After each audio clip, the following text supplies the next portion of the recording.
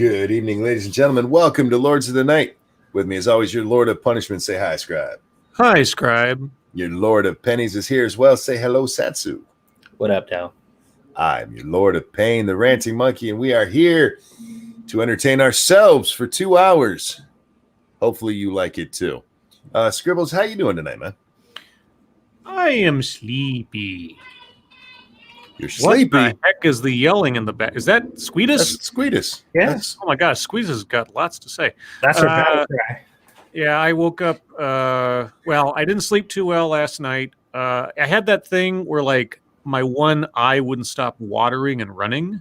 Oh. You know, like it was irritated in some way. I think it was allergies or something. But anyway, it just would not stop tearing up. And so that was kind of difficult to deal with. And so I slept really lousy, and I had to get up early because I had work to do. But I couldn't do my work until this last thing posted from my job. And so I was a hurry up and waiting all morning for that to happen. So my entire morning kind of got killed waiting for that. And then I did the thing, and then I blew my brains out with a TEDx, and here I am. That's me. How are you, Satsu? Pretty good. I had a fairly decent day. Nothing crazy to report.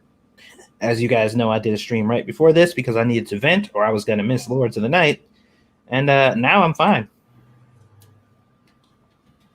All right. And this is Kyle. Thank you so much. Who says hello, chat people, and LotN. Hello, sir. I had a mostly quiet day. The family went out of town. They've made it safely down to Virginia. So it's just me and my son here. And I spent the day entertaining myself. We have a birthday in the chat. It's actually tomorrow, but Virior, I don't know how to say your damn name. Virior of Ashmedai. And it's his birthday tomorrow, so we're going to get that right now. This one's for you, sir. And a 1 and a 2. Happy birthday to you. Happy birthday, Name. Happy birthday to you. Hope you had a good one. Happy birthday, dear Virior. That's how you pronounce it.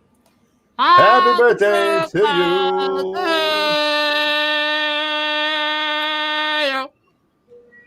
Wow. Beautiful. Happy birthday, sir. I hope you have a great one tomorrow. Live it up, but be safe out there. Remember, wrap up your willy and your face. At least the bottom half of it. What if your name is Willie? You can do 2 at once. I suppose you could. What if you're muff diving? They don't have a mask for that. They should. You just gotta throw caution to the wind and go in unwrapped. Monkey Dick, Jim Jones, movies, video games. Hit that like button and share our stuff. All of us got stuff you can share because we're cool and we're awesome. Don't forget, right after this, we'll be over on 2 Cents Plus. That is the number 2 CENTSPLUS. Playing some more 7 Days to Die, and we'll be doing that soon. Scribbles, anything you want to throw out there before we go? Before we move on? I like cheese. He likes cheese, guys. Tumbleweed, thank you so much. Who says for Fave Tuber? Thank you very much. It's very kind of you, sir. Both the sentiment and the donation. Thank you. We got like news today. I mean, sounds like a good one. I've got an opinion. Oh, what opinion do we have today? Is this Chris? No. Oh, okay. It's someone named Ben Crump. Crump?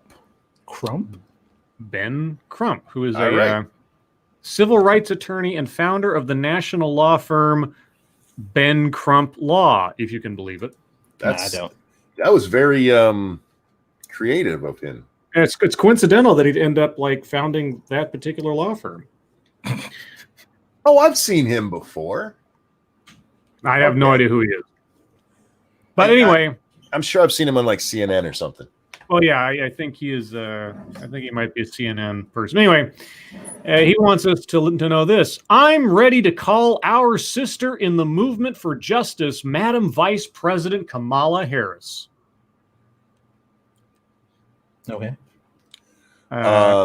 Sister in the movement for justice. he doesn't get to just decide that, does he? Well, I guess maybe it does. For those of us dedicated to the fight against systemic injustice and racism, this has been a year of violent collisions between heartbreak and hopefulness. Really? Okay. Between exhaustion and existential awakenings. Yes, there is a powerful wind at our backs. As we lift up families rendered broken and voiceless and work to hold the people and systems that inflict immeasurable trauma upon people of color to account. But anyone doing civil rights work for as long as I have can tell you swells of progress and public interest are almost always followed by invisible hands of resistance and silence, along with powerful reversions to the status quo. We can't afford to let this happen now. This means keeping up the pressure that has given us this opening. It also means selecting leaders with the skill and strength we need to translate our urgent demands into real, sustainable change. This is a time for steely-eyed public servants who play no games and demand results. It's time for Senator Kamala Harris to join Joe Biden's ticket and, God willing, help him actualize the next phase of this movement from the White House. That last part might have been a bad thing to say in regards to her. You think? Plays no games? The woman who almost let a guy go to his death? The case for me is simple. She's been a change agent at every level of government. Now, if that isn't the most diplomatic statement you can say about someone without actually committing either way. But anyway, hold on. It means literally nothing. Yeah, okay. She's been a change agent at every level of government, local, state, and federal for 30 years. And that, again, that means nothing. It says nothing. Literally nothing. She has been a trailblazer for reform-minded prosecutors nationwide. What? She is the only black woman in the U.S. Senate. Is that true? Sounds right. Okay, and just the second in our history in the Senate. Really? Every name I keep thinking of, it's a House member. Yeah, like okay. Maxine Waters. All of them are House. Okay. And having watched her skewer witness after witness testifying at Senate hearings, I know exactly who I want to see go toe-to-toe with Mike Pence. You know who else? You know who else she skewered constantly? What other? Yeah. Well, not only that too, but are we not talking about, like, is that a different canon now where she put tons of black people in jail? Apparently not. Real quick, Angry, thank you. She got there on her knees, so she fits with the narrative. Well, I guess so. Nobody bent a knee quite like Kamala. Oh my God. The truth is, I remember, guys, the truth is Harris has been unraveling broken systems and confronting injustice since long before most people knew her name. And as someone who spends nearly every waking hour fighting these very systems, believe me when I say we need more fierce allies and positions to drive change from the inside. Snubber, thank you. Biden's whole election is like a alternate reality where Franklin Roosevelt's nurse ran for president. Go ahead. Can we ask some of the people who she put in prison if they agree with that? If she fixed the system that puts black people in jail unjustifiably, if her throwing tons of black people in prison was a part of that fix, I must know. It's tempting at times for those of us outside the government to apply purity tests on those fighting systems from within. But I've been at this for a while. What I know is that amidst the fraught forces swirling inside our systems and this country, Harris is a force for good.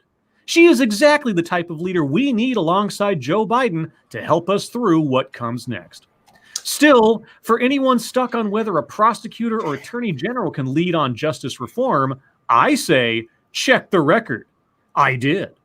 As San Francisco's district attorney, she launched Back on Track, a reentry program that deferred jail sentences for young people facing their first felony offense for low-level drug crimes and provided job training, counseling, and other services instead.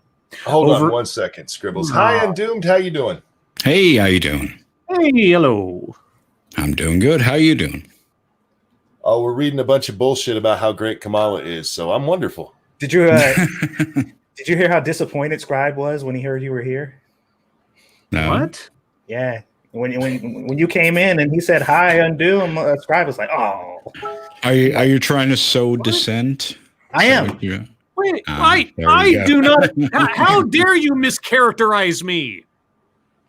What are you gonna do about it? I'm black. That's some black privilege right there. I'm going to promote Kamala Harris. Oh no! Oh. Yeah, that's what I'm going to do. Please, anything for that. Okay. Back to praising Kamala. Over a 2-year period, the program reduced recidivism among its graduates to less than 10%, according to a Bureau of Justice Assistance report. In comparison, 53% of California's drug offenders returned to prison or jail within 2 years of release. At the same time, Time out. Okay. Because the program itself was for first-time youthful offenders, wasn't it? Deferred jail sentences for young people facing their first felony offense for low-level drug crimes. Yes. And then they jump ahead to just people on their first drug offense. Those aren't the same thing. Let's see. The program reduced recidivism among its graduates to less than 10%. In comparison, 53% of California's drug offenders returned to prison or jail within the first 2 years of release. That's total drug offenders versus youthful drug offenders. Yes, it's easy to scare the shit out of kids. Good job. At the same time, she prioritized reopening cold cases by creating a special unit, because a cold case unit is such an innovative idea, partnered with community leaders to open a safe house for victims of human trafficking, because shelters don't exist, and establish an LGBT victim advocacy unit to focus on hate crimes committed against LGBT individuals. Was the cold case thing to look into people she'd wrongly had put in prison? Those wouldn't be considered cold cases.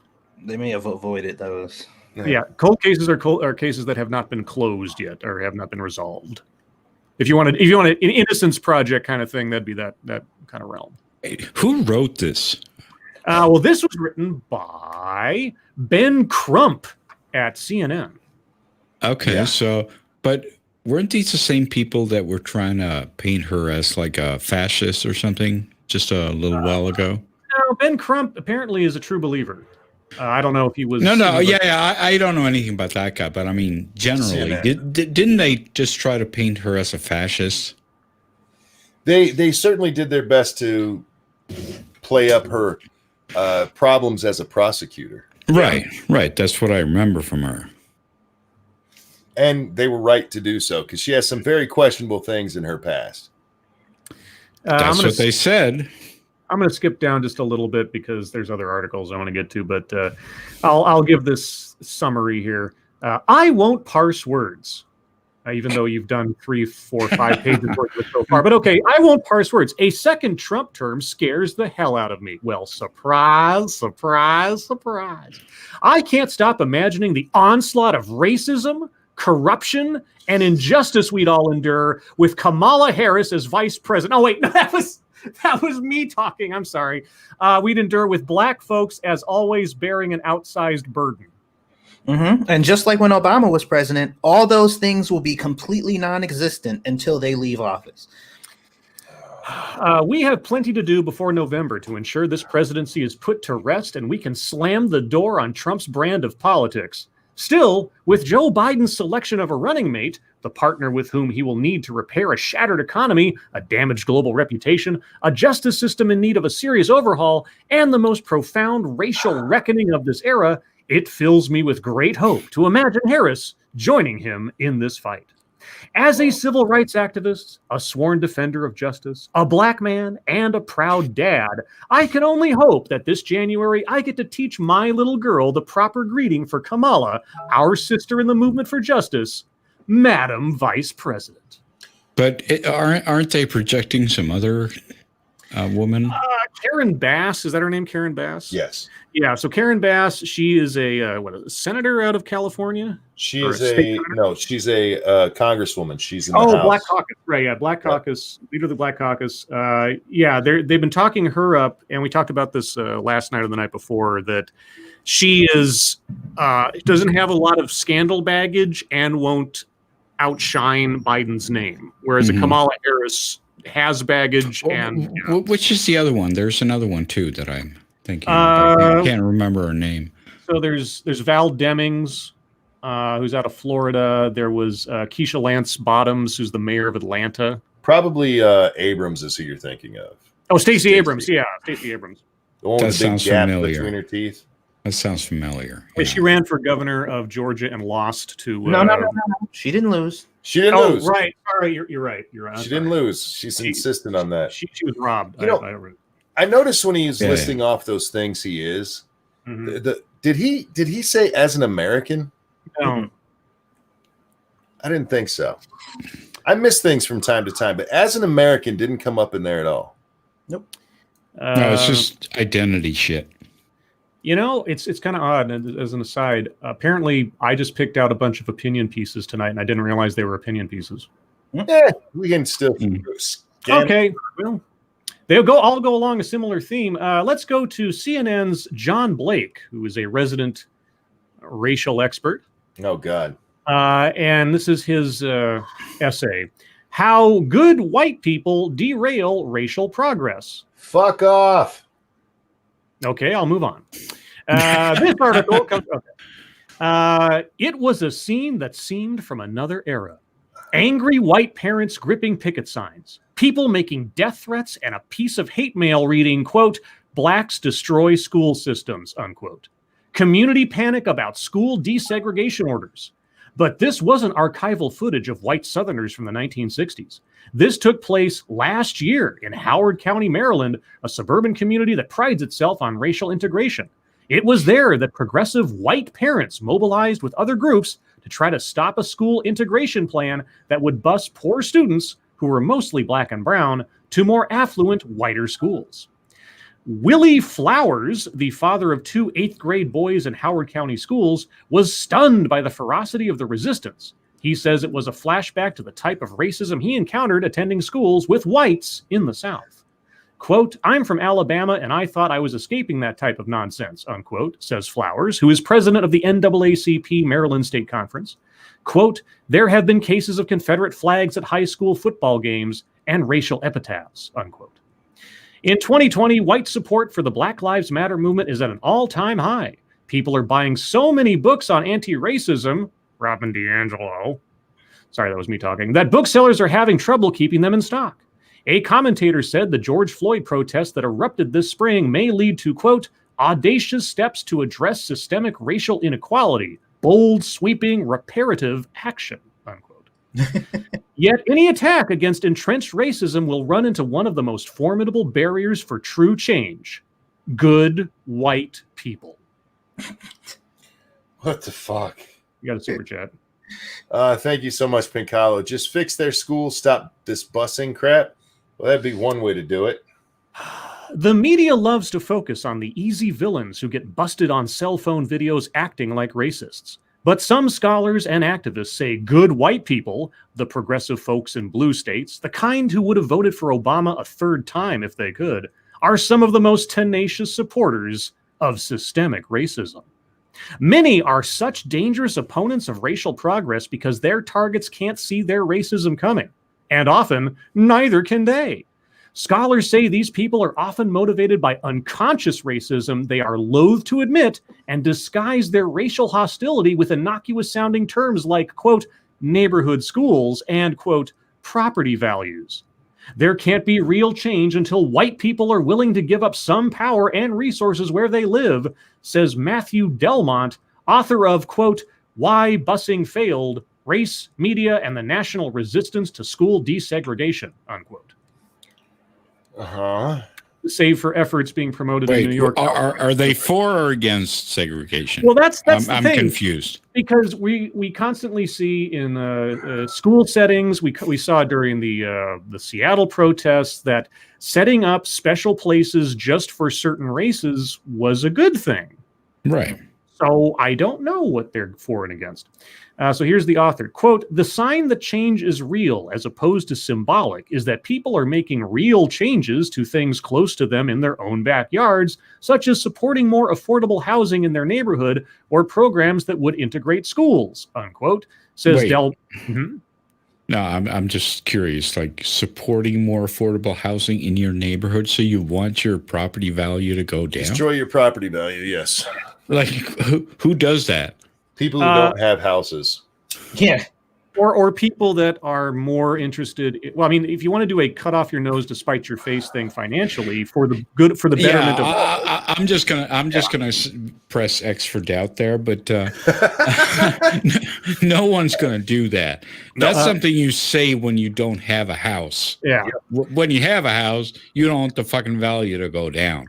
But many whites, he says, have never been willing to take that step. Quote, "Broadly speaking, white Americans and other people." Whoa, wait a sec. Wait. Okay.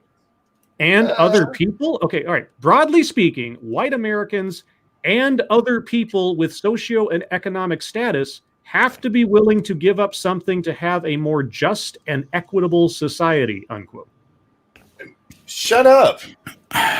Well, okay, so when they say equitable, that word really disturbs me because Me too. Equity these days equates, no pun intended, equates to equality of outcome. When somebody says right, we want, exactly, that's what I'm afraid of. Yeah, it's funny that they don't care about your home equity. No, Because it's funny there what he just said. White people and other people. What he means is blacks and browns, the ones he was talking about before, who can't possibly get their kids into these schools because they're too poor, who still live in these same neighborhoods. Like, I don't want my property value to go down either. Get the fuck out. Mm-hmm. Okay, in the second section, why integrated schools evoke so much resistance? I mean, What? now, see, I don't understand. Now, maybe, obviously, I live in a sheltered bubble of a universe. Integration of schools is some kind of new novel idea, or not already illegal in a lot of ways, or not, I mean, not already part of law, sort of. Okay. When it comes to this issue, history doesn't inspire much confidence. That's why much hasn't changed for what one scholar calls, quote, ground zero, unquote, for racial equality, schools and homes. What does that even mean? I don't know, but I want to know what he means by not much has changed, because I could think of Brown v. Board of Education and, you know, the laws regarding home loans and financing and discrimination thereof that have kind of happened. Black Lives Matter signs are showing up on more white people's lawns today. But statistics suggest, oh God, don't give me this. The statistics suggest that these lives don't matter as much if more black people start sending their children to school with white kids. Public schools in America remain highly segregated, not just in South, okay, but in many blue states and progressive communities. The Economic Policy Institute, a nonprofit think tank, which I'm sure has no particular sway or bias, published a report this year that concludes that 60 years after the Supreme Court declared, quote, separate but equal, unquote, schools unconstitutional, American schools, quote, remain heavily segregated by race and ethnicity, unquote. It is said that less than 13% of white students attend a school where a majority of students are black, while nearly 70% of black children attend such schools. But that's almost like the breakdown of the fucking country. I was about to say. Well, there's that, and there's also the thing that they're just pushing this segregation now. Like, what are they going to do? And that's the thing. That's the part that I was telling you. Like, that's why I'm like, everybody should be weary of the type of shit that these people are talking about, because everything that they talk about, if you pay attention to everything that they talk about, the things that they advocate for and how to fix them, none of them actually have solutions. And none of them are actually attainable. For example, they want equal representation across the board for blacks and whites. The population does not represent that, and it never has, and it probably never will. And they know this to be true. So equal representation across the board is literally impossible. But they know this, and they're like, this sounds good, right? You want this. And they're like, we want that. You're like, it can't happen, though. But you don't know that because you're too stupid. So, if the war is never ending, then you'll always need a soldier. Exactly. And so money. And money. But yeah, no. But show me the person who doesn't support the representation of what that population is. Sure. I mean, yeah, we see this all the time. We want to have. Well, I have some fucketry on this later on, but. Yeah, this goes on. I mean, obviously, we're going to become a minority pretty soon. So. Whatever that means. We already are. We're men. Yeah, There's that. But I mean, that out there. We're going to become the minority, and the Latinos are going to take over. That's the projection, right? I think so. Eventually, yes. We're still at 63% of the population, so it'll still take a while. But sure. Yeah, that's what they keep telling us. That's what's happening. Okay, this goes on for another like 7 pages, and I really don't care. So I'll get to the last one I've got here, just for the hell of it. And the same deal. Opinion piece. What my next door neighbors don't get about the word plantation. Oh, fuck, right. Oh, dear Christ. That's a very relevant word. When I was living in Richmond, Virginia in 2016, Black Lives Matter protests on Monument Avenue took place 2 miles from my house. Now that I live in Gainesville, Florida, a statue of Stonewall Jackson doesn't watch me drive to the playground the way it did when I lived in Virginia. A statue can't watch you. But as we know, history doesn't stay in one place. Well, technically, no. My new neighborhood and playground is built on a former cotton plantation. Well, don't let your kids play there then. Wait, if history doesn't stay in one place, then what does it matter that the playground is built on a cotton plantation? Okay. Upon moving to Hale Plantation, an affluent residential development, which you chose to do with a name like that, okay, I was uncomfortable with the name. Why'd you move there? Did I want to live in a development linked to slavery? No. So you moved there anyway. But I did love its proximity to good schools and miles of trails canopied by ancient oaks and curtains of verdant tropical flora. Unlike typical Floridian developments with desolate, scorching sidewalks, Hale Plantation lured us with the promise of shade and a sense of community reminiscent of what we had enjoyed most about living in Richmond. So you made a conscious choice to become a racist. Okay. Well, I don't know where this is going. So are you like hating yourself for wanting to live in a nice place? So where's this coming from? Is this a black person speaking or? No, this is Yelena Moros Alpert. Okay. This is the person who wrote this? Yes. All right. Okay. Any other summer, this University of Florida college town would be buzzing with talk of whether the Gators will win the Southern Conference title. But with the revival of the Black Lives Matter movement, I can't ignore that the name of my predominantly white neighborhood invokes a dark history. Ooh. There's a good reason why, in the last few years, the wedding industry has stopped promoting nuptials held on ground historically defined by human beings held in bondage. But as we know, history doesn't stay in one place. Oh, sorry, I backed up there. Let's see. Gainesville isn't clinging to Confederate memorabilia. A statue honoring Confederate soldiers was removed from downtown in 2017, but we have plenty of plantation-named neighborhoods like Willow Oak Plantation and Wilds Plantation, all within a short drive. Oh, fuck off. And you're still living where you are because they wouldn't be able to complain about it if they weren't living there. A word like plantation may seem minor in scope compared to other iterations of America's racist past and present, but what it represents is larger than the 10 letters that evoke slavery at worst and exclusivity at best. The place that you live. Okay. Hail there's still like banana plantations down in other countries, right? Plantation itself is not a racist word. Shh. Shush.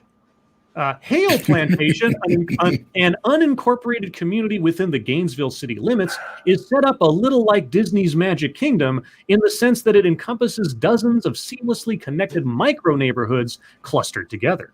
They are organized into and answer to several different homeowners associations. Oh, so each of the little neighborhoods are sort of like beholden to a mass. Oh, wait, no. Sorry, I don't want to go there. What I deemed a welcoming community when I moved into it, despite its name, feels uncomfortably different to me after someone from my HOA posted on Nextdoor. Oh, Nextdoor. We talked about that on one of the TEDx's not too long ago. On Nextdoor, which groups members into virtual neighborhoods based on their real addresses, about removing plantation from Hale Plantation as a consideration towards residents and visitors who are Black, Indigenous, and people of color. The responses poured in. While the original post had more than 225 replies from Hale Plantation residents and those in nearby communities, subsequent posts regarding the name change added hundreds more. Quote, if you don't like plantation, leave, unquote. Ding, ding, ding, ding. We have a winner. And many variations of, quote, this is ridiculous to even be a conversation. The instantly offended crowd need to stop, unquote, were common sentiments from those content with the current name. As I wrote this, the very unofficial Nextdoor poll showed that a majority who voted wanted to keep plantation in the name. One Black woman, who doesn't live in Hale Plantation, but is part of my Nextdoor neighborhood, remarked on the original post, quote, ask someone that's Black if it's offensive and then comment. If you aren't willing to do that, you are the problem, and there is nothing me or the post can help you with. My 11-year-old Black son will not be playing outside or jogging through any neighborhood named a plantation. Some people care about this, and others have openly stated on this post they don't, and this is the America we live in, unquote. Oh, fuck off. This is some... are you just trying to beat us to death with stupid tonight? Honestly, I didn't have any other motivation then. I looked at the CNN homepage and I caught like 3 or 4 headlines that caught my attention. And they all happen to be opinion. Nothing on the CNN page said this was an opinion per se on a lot of them. It was just, there you go. I was like, okay. They got progressively dumber. I know. To the point where we're arguing about plantation. Yeah. Well, not we, her, and people who live people who willingly move to a place with the word plantation on it now suddenly realize how evil a place it is and won't leave. Yeah, so that's the story of a horror film, isn't it? I think Get Out. Yes, an evil place. Yes. Anyway, we're at MSS News, so I think that's enough of that for now. Let's move on to some more intellectual fare from our audience. Oh, wait. Good luck with that. Good luck with that. It's your time. Hit us up at the hashtag MSS News. If there's a story you think we should take a look at, we'll do our best to get to them all, but we can't because I have no brain cells left. Watch a TEDx with me. Oh, you did. Never mind. Fuck. This one comes from Sean D. The Y chromosome is disappearing. So what will happen to men? What? Come again? This comes from a site called IFL Science. I don't know anything about it. Is Monkey breaking up just for me? Yeah. Yes, he is. Okay. Yeah, sorry, it's probably this site. There's pop-ups all over the damn thing. Okay. Okay. So the Y chromosome is disappearing. What's going to happen to men? The chromosome may be a symbol of masculinity. Y chromosome. But it is becoming increasingly clear that it's anything but strong and enduring. Although it carries the master switch gene, SRY, that determines whether an embryo will develop as a male or female, It contains very few other genes and is the only chromosome not necessary for life. Women, after all, manage just fine without one. Wait a second. So SRY. So the Y chromosome carries SRY. So that means if you're a man, and then you're or you're a woman, you're sorry, not sorry. Oh yeah. Okay.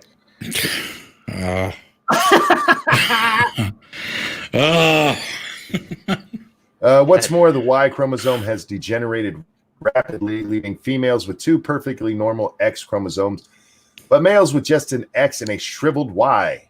The same rate. Oh my God! Are they gloating? I know. I'm not sure. If the same rate of degeneration continues, the Y chromosome has just 6.4 million years left. Oh, no. That's it? Oh my God. It's over for us, guys. Oh, fuck's sake. It's much more grim than we thought. Yeah, just gotta start packing up. 6 million years. Holy shit. God. Oh, God. Yeah, I've got so many books to read. What am I going to do? I'm going to throw that in the chat. After that, we move on. You can't top that. Dude, I was not ready for that. Neither was I. Now, I'm glad somebody sent this one in. This was sent in by Massive Dynamic. I wanted to read it yesterday, but I was it the day before I saw it? I can't remember. This comes from Massive Dynamic. Man who lost his penis to blood infection has new one built on his arm. Yes, come again. I guess you grew one or constructed one with skin on his arm. They grew one on his arm. It's actually built on his arm. Okay. Okay. Hold on. How did he lose it? I'm not sure. I haven't read the article yet. Okay. Some kind of blood infection. A British man whose penis fell off due to a severe blood infection has. No, I have questions. Like, how does that happen? And you don't shoot yourself in the head when that happens? Grow a dick on your arm. At that exact second when your dick fell off, why didn't you shoot yourself in the head? How do you react when your dick falls off? Yeah, it's like I cannot see that. I cannot see that happening and not shooting yourself in the head. He had a new one built on his arm where he even got an extra 2 inches, according to a report. Malcolm McDonald, 45, a mechanic, suffered a horrific infection in his perineum that turned his fingers, toes, and manhood black. That must be where he got the other 2 inches. Okay. Quote, I had struggled for years with an infection in my perineum, but I had no idea what could happen. When I saw my penis go black, that's not a phrase I can say right now. It got bigger. Once I saw my penis go black, I couldn't go back. Once you go black. When I saw my penis go black, I was beside myself. It was like a horror film. That could be interpreted both ways. I was in complete panic. I knew deep down it was gone and I was going to lose it.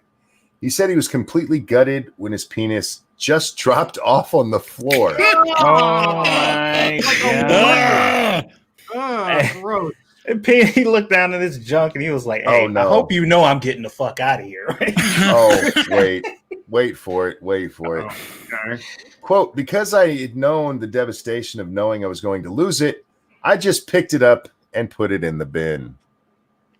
He just picked up his dick and threw it in the trash. Well, I guess if it's useless at that point, then sure. Yeah, you put it in a freezer bag or something. You don't throw your dick away. No, you don't want to put it in a freezer bag. Give it a proper burial or something.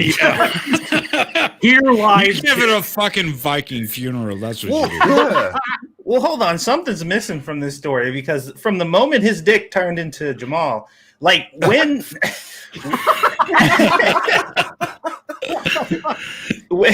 at what point did he call the doctor and was like, hey, my dick just turned black. Yeah, like his credit's bad. Like I don't even know what the fuck is going on.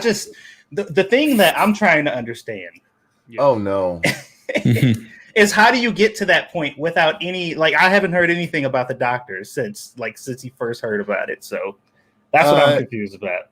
Your chaos, my serenity. Thank you so much for the donation. It just says game over. Indeed. Game over indeed. But this gets better. Oh, Next line. I went to the hospital and they said the best they could do for me was to roll the remaining stump up like a little sausage roll. Uh-huh. And then And then Let's see. I had a donation back at 9 after. I'm so sorry I missed this, but thank you for that donation. I missed that, and I'm sorry I missed. They said I don't have to read it, so I'm not going to. But thank you for that. I am so sorry I missed that. Where are we?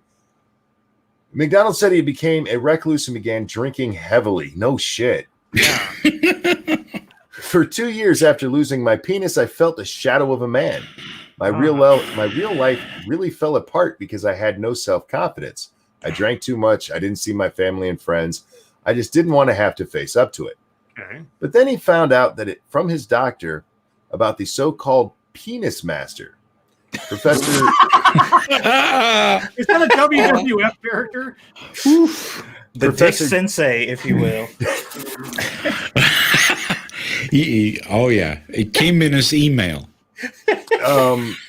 Professor David Ralph of London University College, the phallus expert, famously created a bionic penis for Andrew Wardle, who was born without one. Okay. It gave me a glimmer of hope that I could go back to being a normal bloke. Ralph said he could perform an arm graft procedure, which would take up to 2 years. Fortunately, he received funding for the procedure because it would eventually allow him to urinate properly, not just perform sexually, according to the report. Okay. It was all my Christmases at once.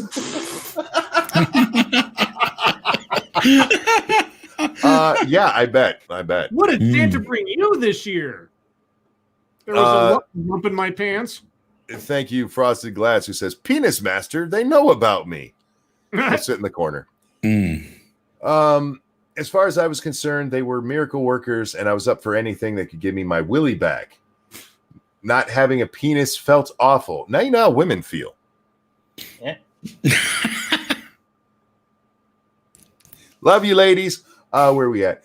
They had a miracle, or not having a penis felt awful. It was most men's worst fear. For me, I was never worried about sex because I already had 2 children. It was more about self-confidence and the simple things like using the loo. Anyway, yeah, so they grew a dick on his arm and put it on him. Yeah, I'm sure that's going to look very natural. That had to be weird wearing shirts for a while. Is that a quarter in your week? Oh God! All right, moving along. I don't know which one of the Frosted's up, you guys. So, I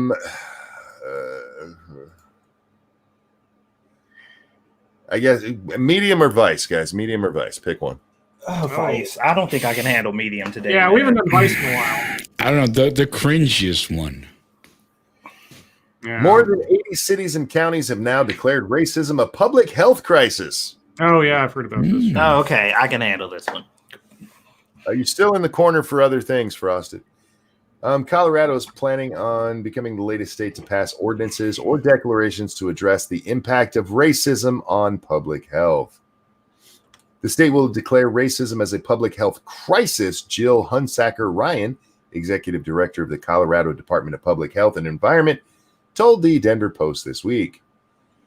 Hunsaker Ryan, pick one fucking name. Sorry.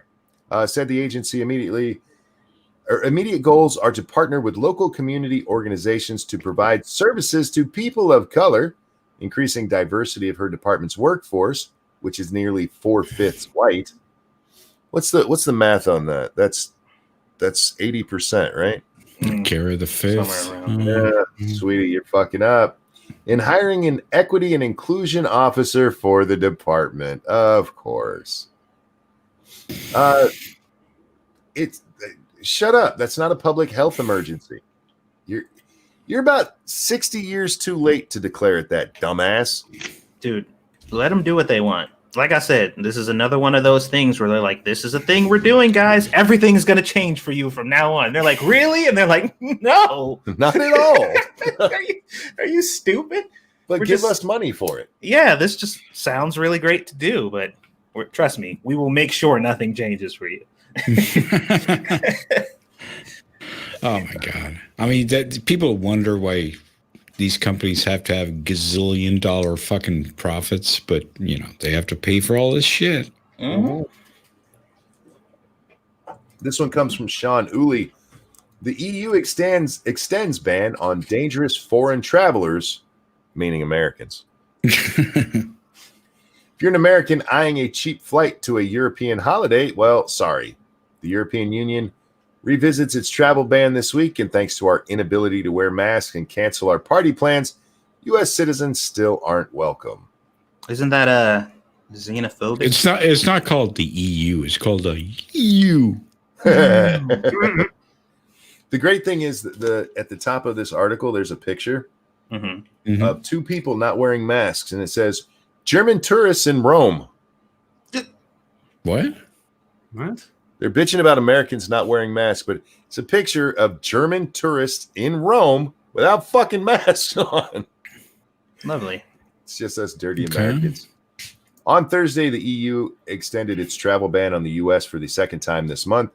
The European Council issued the announcement following a bi-weekly review of coronavirus trends, containment efforts, and travel restrictions around the world.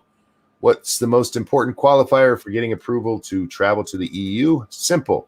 A country must contain its coronavirus outbreak equally, if not better than the EU did. Okay. So if you guys wanted to go to dirty ass, stinky European city, you can't do it. Here's what you do. Piss all over your floor. Come back in 2 days and then look at pictures of the Eiffel Tower, and it'll be just like being there. I think that's true. Or just tell them that you were a part of a protest, and they'll be like, oh, then there's no way you could have corona. Right? Right. That is actually the antidote for corona. Yeah. That's the way it is. Or you could just go to Sweden. Sure. They took care of it already. No masks, and they're back to normal death rates. Didn't shut down their businesses. Yeah. Yeah. They did no the shutdowns. Way I suggested. People need to listen to me more. Peter Stewart. It's weird, right? I know. I said that at the outset, and a whole ton of people got mad at me. Like, how dare you say that, monkey? Well, because that's the smart way. It's the way we've always done things. When you lock people away, all you're doing is assuring that it's going to last longer, you stupid fucks. That was the point. Right. It's exactly what the point was. Yeah. But everybody's like, no, this will cure it. Nope. No, we need it to last at least until November. I'm telling you, dude. Look, if Biden wins, the next day they're gonna be like, "We found the cure. We've done it, guys. Everybody, take off your mask. It's perfect. Everybody can go back. Even if you get it, you'll be fine. Yep, you're good. Don't even worry about it no more. We are A-okay." Let's see. The next one comes to us from Peter Stewart. A fox in Germany discovered with a hoard of 100 shoes. Sorry, what? When you say fox, you're talking literally. Yes, the animal. Yes. Okay. Not just some chick. Yeah, I was confused for a second. It says Toronto shoes. Serena Williams has a collection. So does Drake. Imelda Marco. Dudes, stop collecting shoes. It's a chick thing. Yeah. Who was the dude? Drake. They collect sneakers, monkey. Yeah, not shoes. Okay. Melda Marcos was legendary for owning some 3,000 pairs of them. But in Germany, there's one passionate collector that has run afoul of neighbors and attracted public attention for amassing over 100 shoes. Over 100? Over 100. According to the BBC. Fucking amateur. He doesn't have, Kardashian money. And Deutsche Welle, Residents in a Berlin suburb have been complaining about footwear disappearing from their yard. Why are you keeping shoes in your yard, weirdos? They're Germans. Sometimes just a single shoe, sometimes a pair. Someone or something had been prowling the area and stealing them. The culprit, it turned out, was a fox, shamelessly caught in flagrante with a pair of blue flip-flops in its mouth, according to the Daily. It looks like it's still mostly Crocs. In delecto flagrante. Wow. I love that saying. Mm-hmm. It does not have the delecto part. Well, Not he forgot that. He forgot that part. Here's the story, guys. You can check it out. There's a picture of the fox with the shoes in its mouth, plus the picture with the whole collection. Well, I mean, it's good to have goals. Yeah, if you're a fox. Yeah. What are they going to do? Shoot you? Yeah. You're like, look, this funk has been covering the world for far too long. We need to concentrate it in one area till you motherfuckers learn to clean your feet. Yeah, you guys need to clean your feet if you're attracting dogs. Just saying. Probably. Okay. Oh, this is one we already read. What? Oh, okay. This one comes from Shrouded Angel. Influencers slammed for ridiculous job listings seeking a personal assistant. Oh, I hate when they use that term influencer. Look, Yeah. Undoomed, we're all influencers on here. No, I'm not. I'm not. You are. Maybe you are. I'm not. I'm sexy and I know it. I know I'm sexy, but I'm See, not you're an influencer. I'm That's all not it an takes. influencer. No. Now, see, No. You can be an influencer. Fuck you. Wow. Oh, God. And Jesus influencers Christ. been shamed online after their job advert for a personal assistant containing a ridiculous list of responsibilities left people saying they would rather die than take the role. All right, damn. we gotta hear this. It's for an influencer. What did you expect? These are the people who call up hotels and go, if you give me a discount. The anonymous advert states the lucky successful candidate will be working for a large celebrity with more than 10 million social media followers before setting out the daunting expectations for the role. I need to know what these tasks were. Yeah. It states that the PA will work 8-hour days on the property, but also must be on call 24/7. Psych. Be able to remove emotion, be the bad guy, and handle hundreds of small tasks at once. Hold on. What? First off, if I am on call 24 hours a day, I need to be on payroll 24 hours a day. Yeah, you want to be paid 24 hours a day. Yeah, fuck that. You. Oh, Jesus. day-to-day tasks include waking up the influencer each morning with coffee and, quote, all other requests. Ooh. That's Eminem. hand job, of course. Planning and managing their calendar activities, cooking, cleaning, and once the pandemic is over, be ready to travel anywhere at any time. You'll be my mommy. Jesus Christ, these people are fucking children. Here, let me they have the actual thing, so let me just read that. A well-known celebrity / influencer with 10 million plus followers is seeking a well-organized, available, diligent personal assistant to join her team. Of course, it's a her. Slave. Thank you. Slave, yeah. Thank you, Jude W. Says they want a maid and more. And Yes. more. They want more. Mommy. They want money. This is a part-time personal assistant position that will eventually transition to full-time if properly qualified. What do you mean? They said it was 8 hours a day. Yeah, part time, and you're on call whenever they need you. That's what are you talking about? 24/7, yes. What the fuck? Influencers The are ideal- stupid. The Yeah. ideal candidate will be responsible for a large range of activities and projects which will assist this organization's leadership. In this position, you should feel comfortable planning, managing. It's planning/managing, sorry. Calendar activities, I like that being word. on property around 8 hours a day, cleaning, cooking, communicating with producer, videographer, editor, manager, all stylists, cleaning service, other celebrities, friends, researching and preparing for all pre-production, production, and post-production activities, handling all personal tasks for the YouTuber.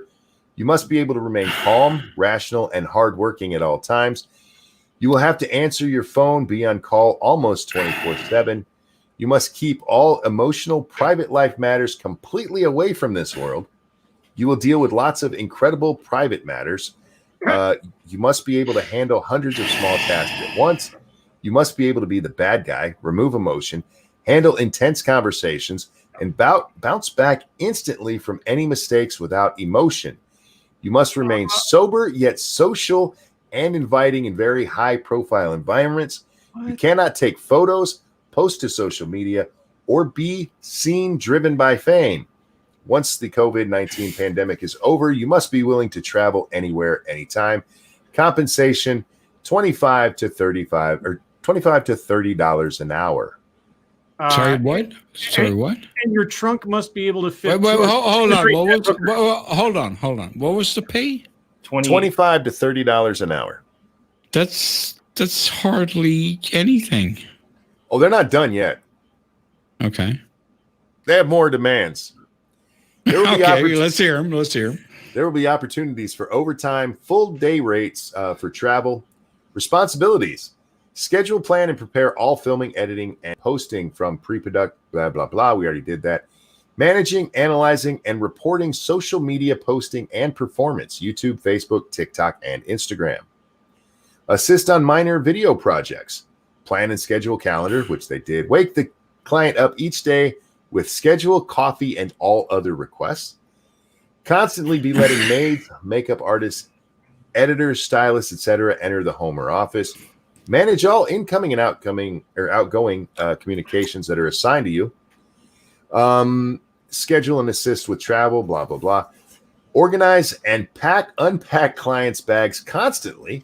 What? Researching and communicating with brand sponsorships.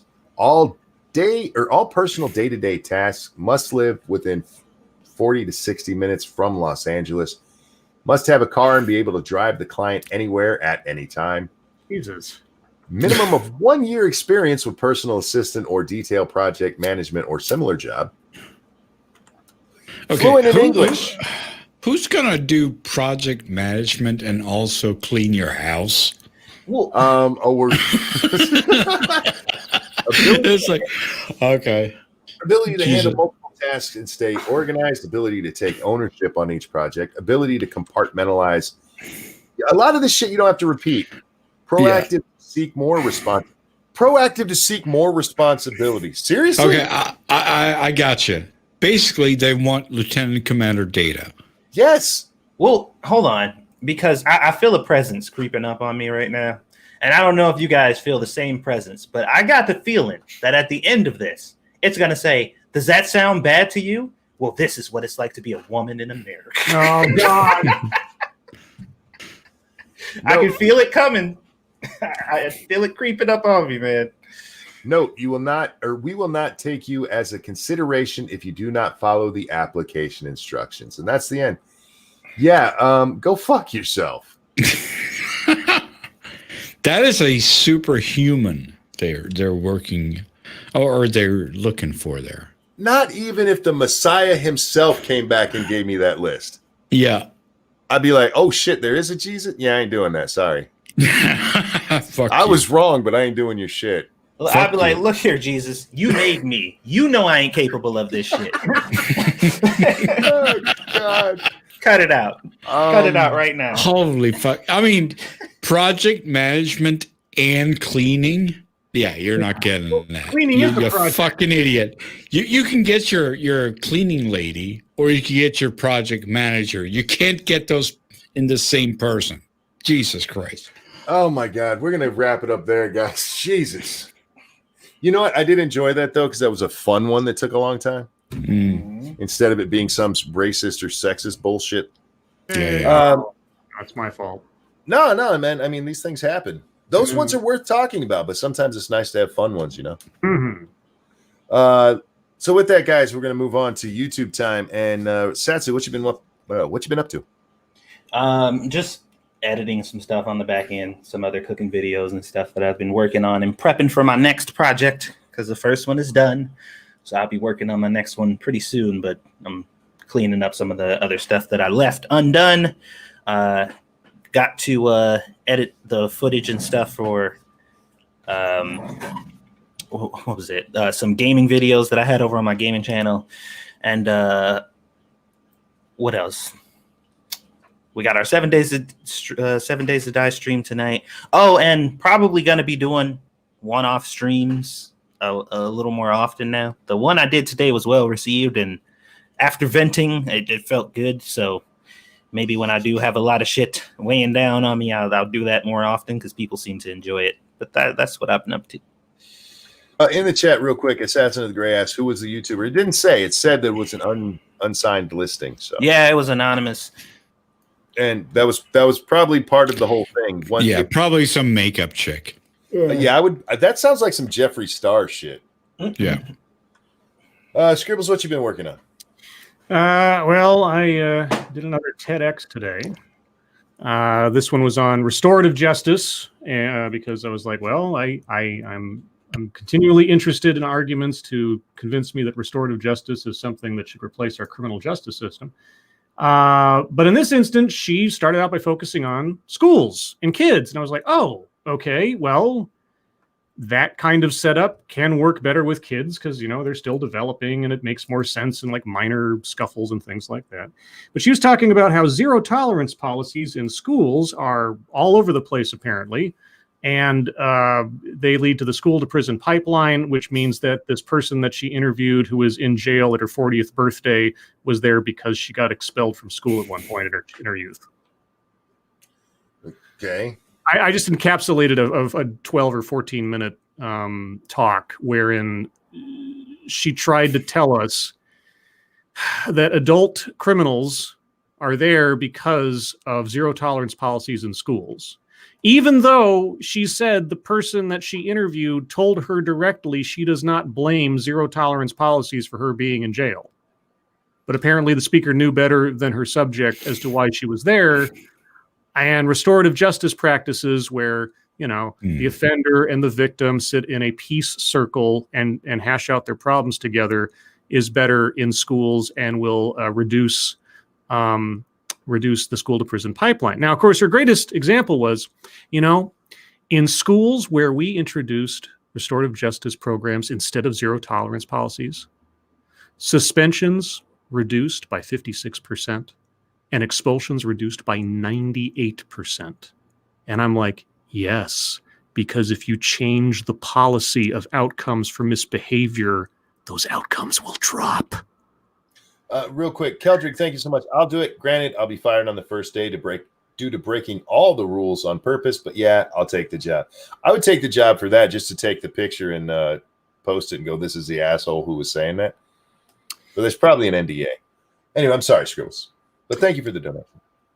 Anyway, yeah, so it was another very weak argument. Like I said before, when we've talked about this, the restorative justice idea and she kept talking about it like it was some new concept, but it's really just shake hands and part friends. I mean, if you want to get really, really simplistic about it.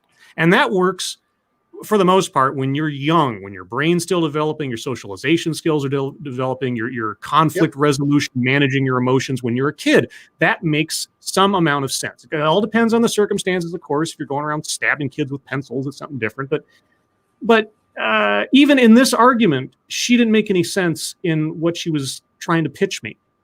Her argument made no sense. And then, of course, she brought in adult criminals in adult prison and somehow tried to draw the line between getting in trouble in school automatically leads to prison. And the thing is, her opening anecdote was about her in school having been subject to a zero tolerance policy that had her suspended from school for a week because she says she wore a zip-up jacket that covered up her school's insignia.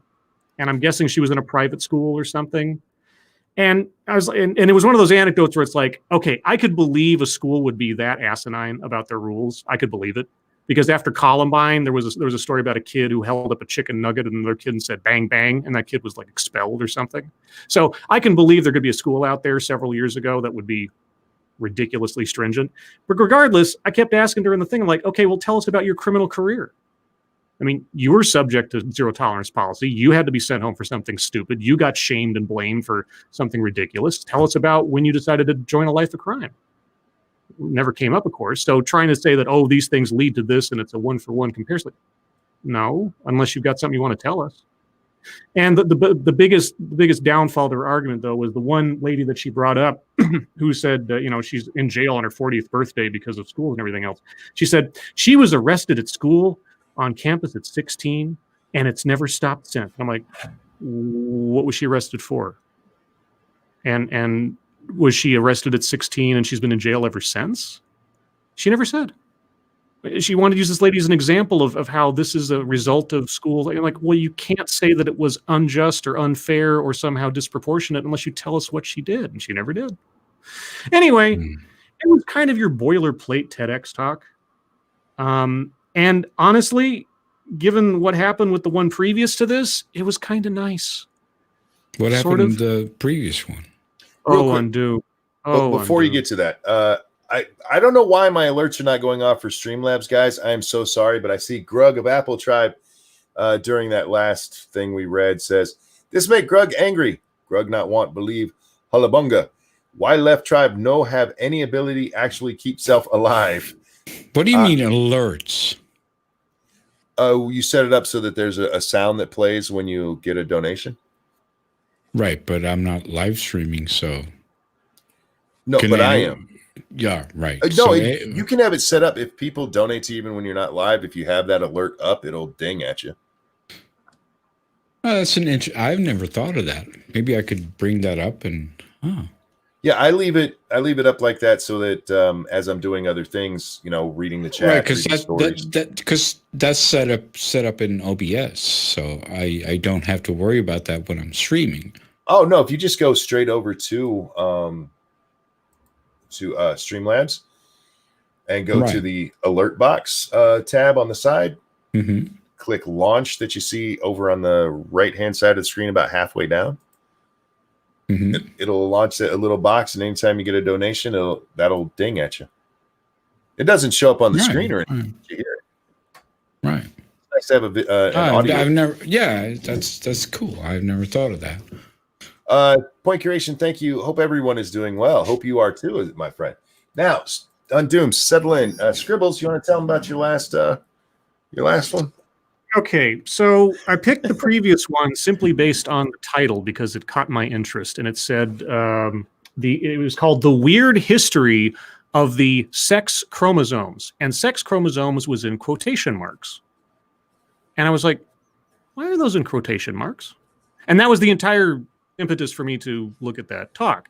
And so what you had was a lady on a stage who was not a scientist, but a glorified podcaster who had talked to some scientists and also talked to some reporters about the history of the sex chromosomes and how they were discovered and their function and why it's probably incorrect to call them the sex chromosomes. And this went on for 14 minutes or something. And interesting thing. Do you know why the X chromosome was called the X chromosome originally? Yes, I know. Okay. Well, for those of you who don't, and I'm taking it on the face of what our speaker told us, is that there was a scientist back in the 1800s or something who noticed a unidentified something in insect cells, and not knowing what it was, he called it the X element. Now, he called it the X element or something to that effect because X, as in mathematics, is the unknown. That's why he called it the X element. Right. Somewhere along the way, our speaker decided that X inherently means female. Not the X chromosome. So throughout the thing, she kept saying X is female, Y is male. And I'm like, no. XX is female, XY is male, because the combination of these pairings are two different things. What are you talking about? And she kept saying, and the so-called, there are 23 pairs of chromosomes that make up the human being. Like, okay, yes.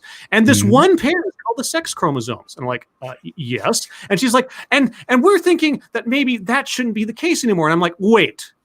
Okay, tell me, because I don't know. And I said this on the thing. I was like, I'm not a biologist. I'm not a scientist. Tell me that the information contained in the 23rd pair that determines sexual expression is located somewhere else in the other 22 pairs, and I will agree with you that those by themselves technically should not be called the sex chromosomes. And she never did. You know why? Because it's not true.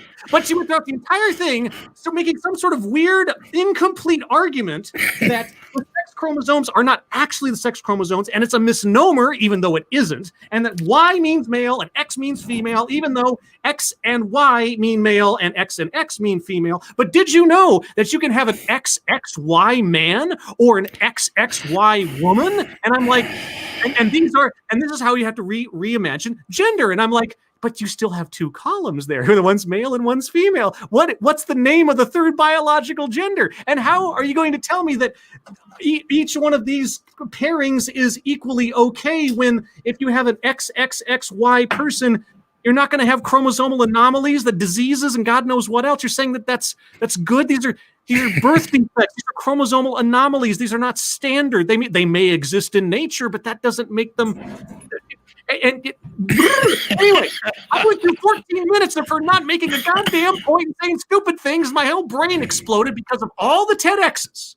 Of all the TEDx's, this is the one that I've come across so far that does not even contain its own internal logic. Okay, I mean, I can go along with a bad argument that at least remains consistent to a certain degree, right, even if they contradict themselves here and there, that kind of thing. At least it stays, you can follow it to a certain extent. This one was just... All right. I gotta interrupt you there. Sure, I'm not gonna stop if you don't stop. No, I just gonna say I got a Streamlabs. So Grug from Apple Tribe said, no mind Grug, just local Neanderthal. Okay, thanks, bud. I'm not sure how to respond to that, but thanks for your donation. But anyway, I want to ask you, how did you find that? Because I've looked at TEDx and I'm like, yeah, I should subscribe to this channel because there's going to be a lot of crazy shit coming out there. But then I looked at the channel and half of it, or even more than half of it, isn't even in English. Well, so who the fuck would subscribe to that channel? So right? TEDx posts a new crop. Usually they do it in events. Like, so when there's an event like a year ago, 6 months ago or something, they'll have one event under one subject heading, like hope and change. Let's just say that was, and then you've got like but do you understand what I mean? Oh, yeah, no, some of them are Russian, some of them Spanish, and everything else. But it's like it's all these different languages. It's like 5% is in English, and you're like, I'm supposed to subscribe to this? What are you talking about? I don't subscribe to it. I just occasionally go to the channel and I do one or two things. I try to find things that are at least posted relatively recently. I don't want to look at something that's an argument from 7 years ago. I mean, unless it's something specific, because I want to get something that's fresh that nobody's looked at before, really. And I want to see what is the latest iteration of maybe an idea I've heard of before. So diversity and inclusion, or feminism, or restorative justice, or criminal justice, or and so one of two things. I just go on the page and I scroll down and just sort of look at the titles and find ones that are obviously in English because I can't understand anything else. Or I go to a little magnifying glass on the channel page and I just look up keywords like, show me everything that has to do with equity. Show me everything that has to do with feminism or whatever. Right, but you can't subscribe to that channel because it's just all these different languages. Well, I subscribe to it, but I only actually get alerts for like a handful, and that at least tells me they posted new stuff.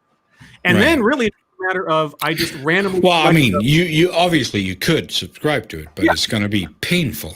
Oh yes, I mean, but it depends on what you're trying to do with it. I just like if a title or a subject catches my attention, I'll just do it. Sight unseen. Like I want to find out what I'm looking at along with the audience too, because I'm just curious. I mean, I'm sure there's gold in them mountains, but you know, Jesus Christ, there's so much fucking. All right, it's Chinese. Okay, Sure. I don't speak Chinese, asshole. The thing that I like about TEDx, at least as far as looking at this stuff, is that it's arranged by usually smaller communities off the fringe, right? Mm-hmm. But oftentimes you have people doing these things who are professionals of one sort or another. They're educators, business people, politicians, or scientists, or people that are trying to sell a product, whatever. But they do represent those corners of our society that, you know, when I first heard the phrase white privilege or thin privilege or all this other stuff, this was like Tumblr fringe stuff, right? Right. I think TEDx is not but it's one example of the fringe intelligentsia and how they might be the canary in the coal mine for what we're going to see coming more prevalent as time goes on. So I like knowing ahead of time, what is the current thinking on this thing? What is the new argument for this old idea?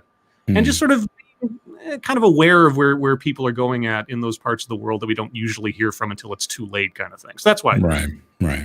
Anyway, that's my. No, I mean, it's great. It's just I don't have the patience to get all those fucking notifications. Okay. I do want to say in chat, Grug there, the guy who donated both me and Undoom there, he's expecting his first baby, guy. So. Oh, nice. Congrats, my friend, and all the best. Oh yeah, that's awesome, man. Undoomed, what you been up to on the YouTubes? On the YouTubes, not much. I am totally booked up with my day job. I'm working fucking 16-hour days. So, Fuck. You working for an influencer? No, almost. But I'm actually not allowed to tell you what it is. Fair enough. Understand. Satsu, you know you're muted and have been for like 15 minutes, right? I'm aware. Okay. Oh, you're eating, you motherfucker. Fucking mukbang. Mute yourself. You know what to do. But I was until you interrupted me, bitch. I didn't know you were eating, fucker. All right, let's see. I did a Monkey in the Morning last night. Sinatra was kind enough to jump on there with us, and then did an after party where I was just bitching about random shit I saw today that annoyed me. Speaking of random shit that annoys me, it's humpetry time, but Satsu's got dick in his mouth or something. So, Scribbles, you have any humpetry for today? Yeah, you run through. I got a little bit real quick here. So this is my most popular tweet of the day. The New York Times Guild, which is apparently like this collection of New York Times employees, they put out a thread today talking about what they want to see at the New York Times as far as improvement for workplace diversity. Mm-hmm. And the 8-part or 8-tweet thread. But really, the meat of the matter is right in the middle on number 4. And the number 4 tweet reads, and I quote, "Build a pipeline. 50% of candidates at each stage of each hiring process should be POC." Why? And I said, so you want to formally institute racial discrimination into the hiring process. I don't know if you've heard of a little thing called Title VII of the Civil Rights Act of 1964, but you might want to look that one up first.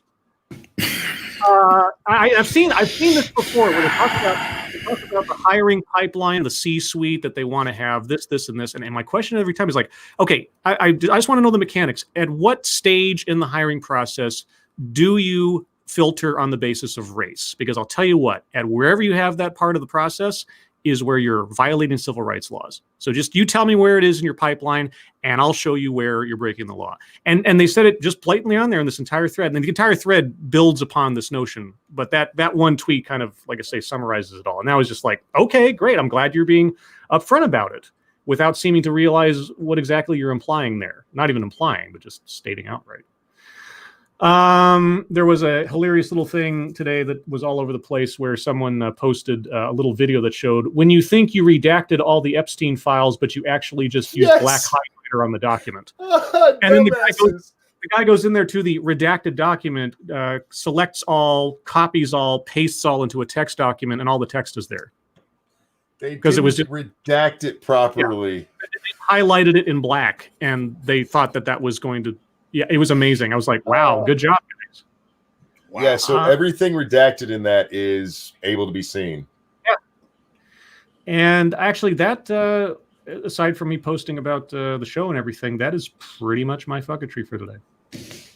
All right, is that motherfucker still eating pie? No. Wow, motherfucker. You got any humpetry? Well. Oh, they're eating pie. You ain't bring pie for nobody else. I'd like some.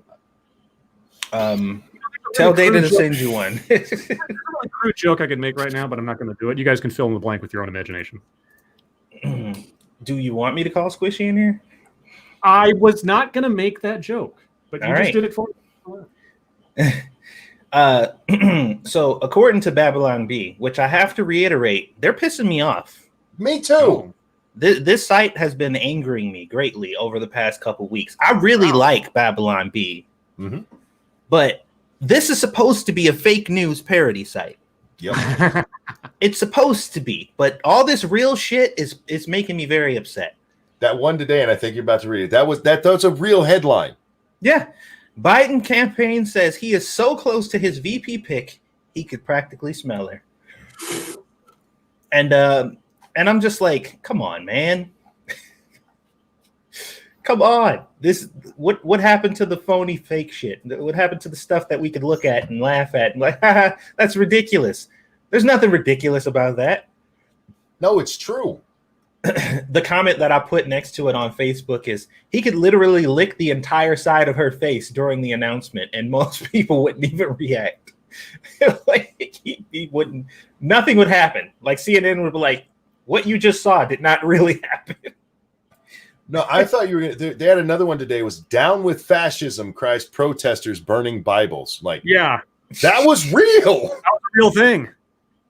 Oh no, I didn't even see that one. Yeah, it actually happened, which is this bizarre. Oh my god, yeah. They've been making me mad.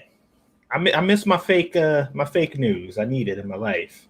Well, it's hard to make fake news these days. Yeah. It kind of is. Do you ever think we get to that point? No. It's like, I mean, people have been talking about it for a while that, you can't make fake news, but I think we're literally at that point now. Yeah.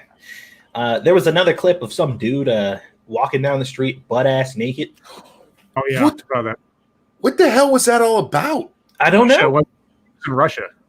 Yeah, he was just walking down the street completely naked, and what it looked like is he refused to move out of any car's way and had all the cars go around him. And the one car was just like, no, that's not about to happen. So they tried to go around him, and he wouldn't move so they could like get around him without hitting him. So he just got out and knocked the dude the fuck out. Just a naked man lying passed out in the street. Yeah, and it looked like when he walked up to him, he's like, "You gotta move." And he's like, "Nope." And he's like, "Are you sure?" He's like, "Nope." He's like, "Okay." Just knocked him the fuck out. I'm just like, well, I mean, he gave him a chance at least. He asked him, like, "Are you gonna get the fuck out of the way?" He's like, "No." He's like, "Okay." If all Americans handled that situation that way, it'd be a lot less people in the street. Yeah. It'd be a lot less people in the street. There was also that clip of what's her face? I forgot the fucking chick from InfoWars. She brought Kasparian? No. You mean Lauren Southern? No, it wasn't Southern. I got the left from the right. Yeah, okay. Oh, okay. I can't remember what this chick's name is. I think it's what was it, the Gun Girl or whatever? I don't know. Does she work for Info? Yeah. Is it Caitlin something? Caitlin Bennett. I think that's her. I could be wrong. Yeah. I could be wrong. It just looks like her to me. So either way, she's with this black dude, right? And she tells him, like, look, you're telling me that there's racism out here and I should be afraid of it, right? Yeah, that's not Caitlin. But I know what video you're talking about. Yeah, that's what I said. I'm not sure who she is. I just thought she looked like that girl. And she brought him over to the Trump supporters. She like, we'll walk over here and we'll see just how racist and disgusting these people are. So she talks to the people and they're just like, they welcome them, and they're like, no, man, they don't hate over here. Like, you know, you do whatever you want. I don't care. Come on in, come hang out with us. Yeah, he's like, you're with us. Don't trip, you know. And then she's like, okay, so now we're gonna go over to your group, the tolerance, where the peace and love is, and we'll see if they're as nice to you, or they're as nice to me as these people were to you. You know, considering they all hate you and all. So she brings them over there, and oh my god. You know, that's not a fair thing. What they should have done is had that guy, the black guy, put on a MAGA hat, and go back over there and see how he's treated on the other side. Yeah, and it would have been about the same, but still. Now, the best part of this video is the last 3 seconds. The last 3 seconds of this video, and the look on this dude's face of utter pure disappointment, like just like, oh my god, like he's looking around at these people like, holy shit. Y'all are the most hateful motherfuckers I've ever seen. It was like, you know. But to be fair, this video is heavily edited. She probably did definitely run into the people, and they probably did definitely say the things that they said to her, but it is a very heavily edited video, so she very well could have ran into some mean people on the Trump side and just didn't show it. And she very well could have ran into some people who weren't mean to her on the other side and just didn't show it. But the video was effective for what she put it out there for. So now somebody had asked, like, as long as this, or they said in the comments, as long as this video isn't edited, this is crazy. I'm like, dude, there is fucking cuts all through this fucking thing. What do you mean? Like, there's a cut every 2 seconds. What kind of statement is that? But like I said, you know, obviously use your common sense and take it for what it is. But I was just like, man, the look on his face, dude, was just like, oh, that was utter disappointment. And that was the main stuff that I saw today that I cared about, at least. Undoomed, you got any humpetry? Not really. All right. I was just amazed at the latest tweet from Donald Trump. Oh yeah. That was about like, wealth? Yeah, I was like, oh my god, Trump doesn't agree with unlimited wealth. Okay, that's interesting. Yeah, let me pull that up here. Where the hell is that one? How are people going to manage that on the side who hate Jeff Bezos then? How are they going to handle Trump's I was thinking about that, like, because obviously anything he says is going to be hated by the left. So are they going to hate anything that's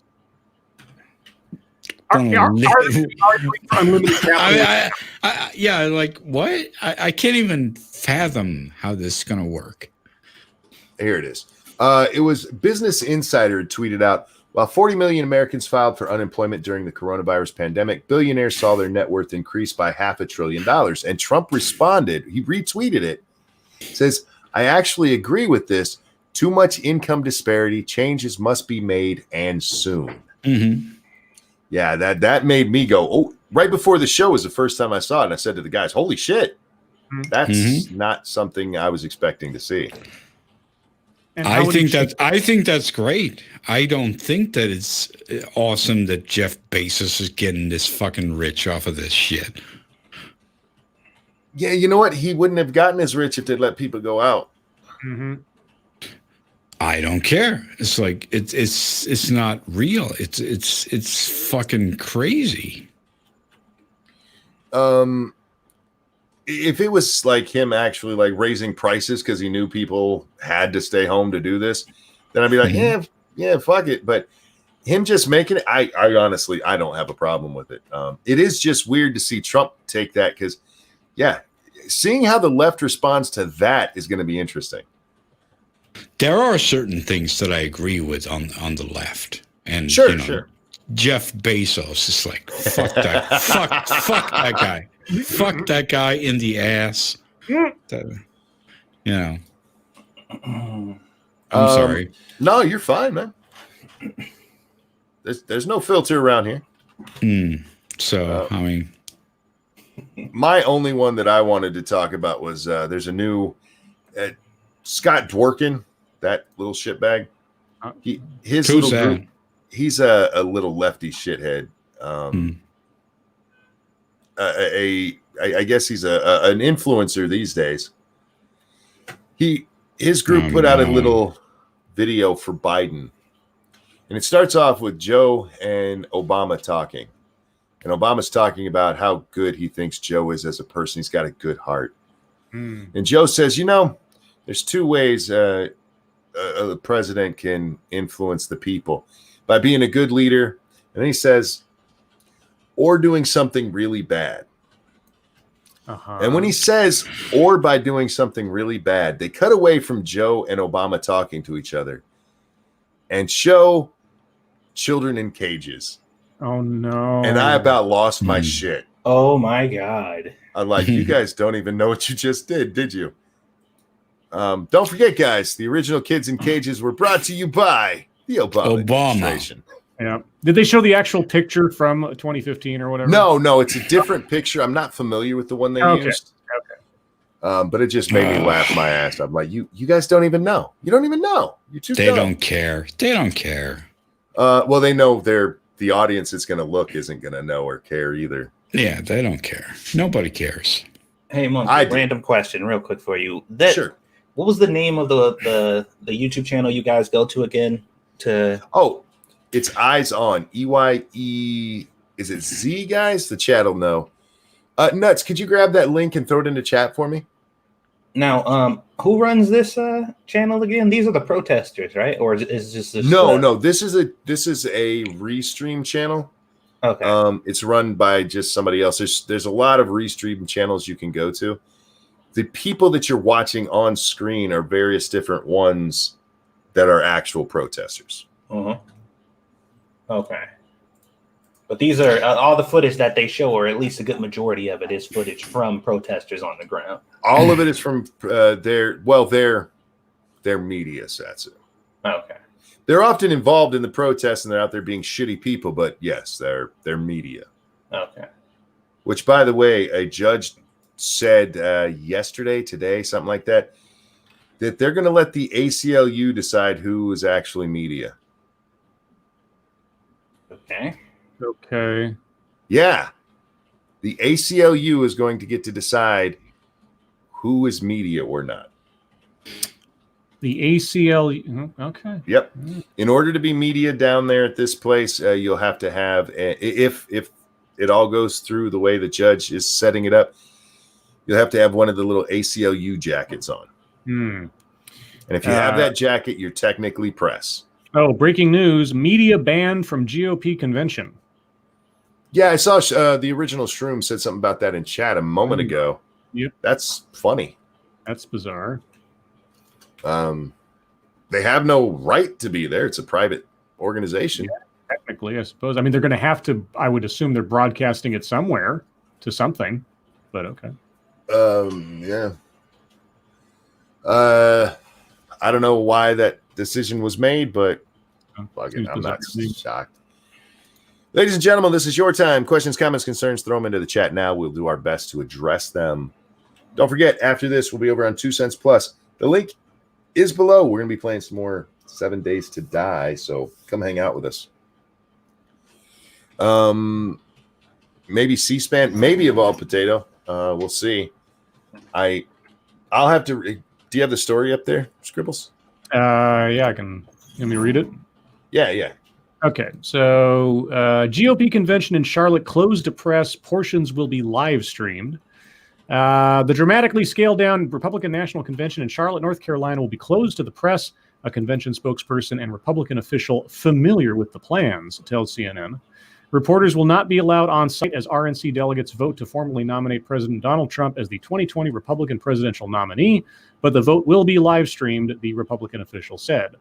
The restriction is unprecedented in modern American political history. The Republican officials said they were forced to limit attendance due to social distancing restrictions imposed by the governor of North Carolina.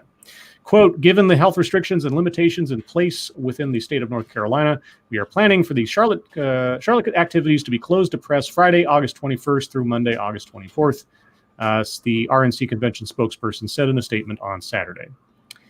Well, if it's live streamed, why do you even need press there? Yeah. So yeah, not a big deal. Let's see. Faithless says then the ACLU should be held liable when someone they endorse is caught rioting. I mean, I don't necessarily disagree, but I just don't think the ACLU should be the arbiter of who's the press.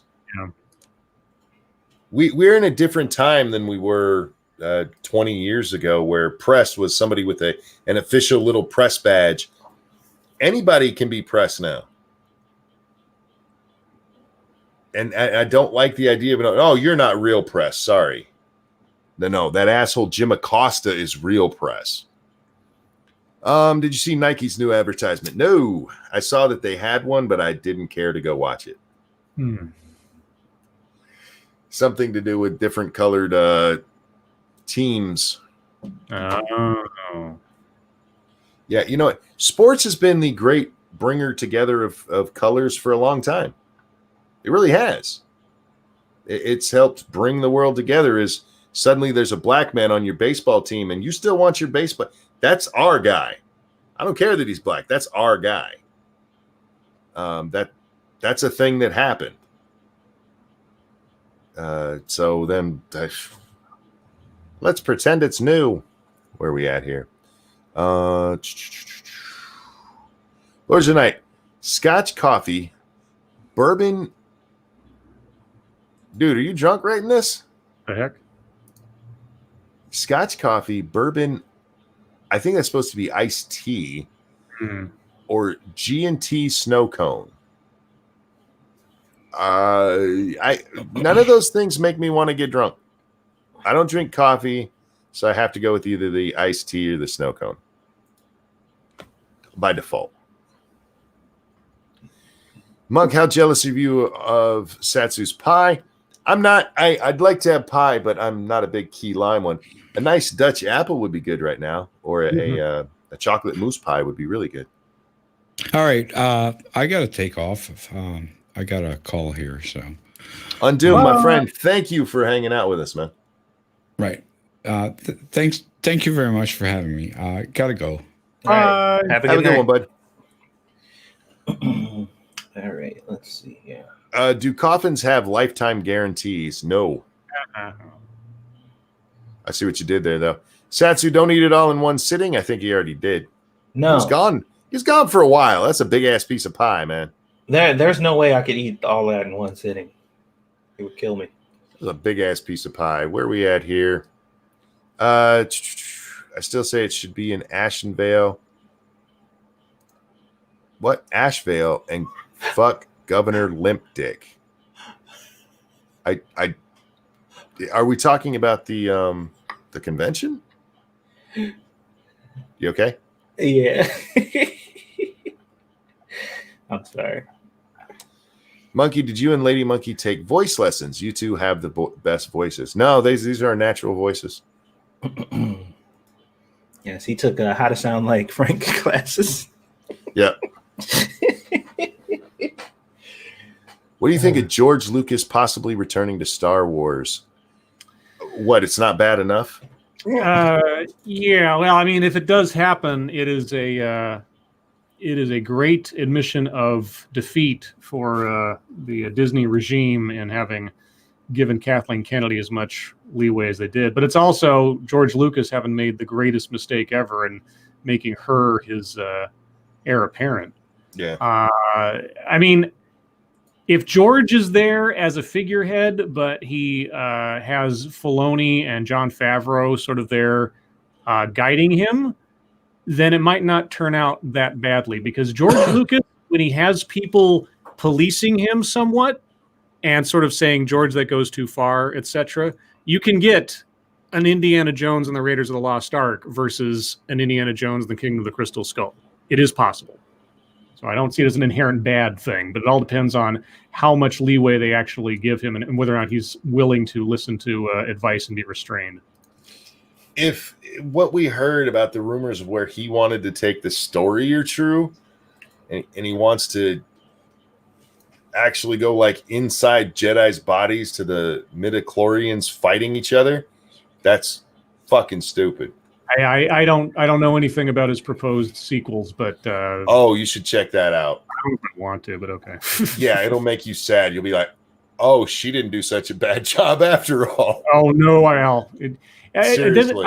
I'm almost done with Star Wars in general. Even if George Lucas comes back, aside from the Mandalorian, which I have enjoyed so far, nothing about any of the new Star Wars anything has got me wanting to care anymore. Honestly, it's just a dead horse at this point. Moonshock asks, favorite California beach? I haven't been on a California beach since I was like 6.